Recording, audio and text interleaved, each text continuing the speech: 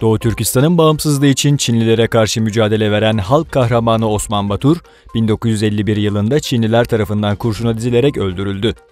Şehit edilişinin yıl dönümünde Doğu Türkistan'ın ve tüm Türk dünyasının milli kahramanı Osman Batur'u saygı ve rahmetle anıyoruz. Cumhurbaşkanı Recep Tayyip Erdoğan resmi temaslar için bugün Özbekistan'a gidiyor.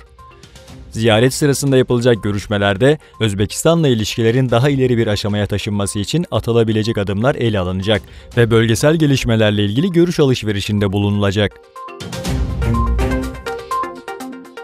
Kuzey Kore lideri Kim Jong-un, Mayıs ayında ülkesinin nükleer test sitesini kapatma ve bu süreci Güney Kore ve ABD'den gelecek uzman ve gazetecilere açma sözü verdi. Çin Devlet Başkanı'ndan kritik Hindistan açıklaması. Çin Devlet Başkanı Xi, iki ülkenin daha yakın stratejik iletişim kurması gerekiyor. Çin-Hindistan ilişkileri küresel istikrar ve barış için önemlidir, dedi.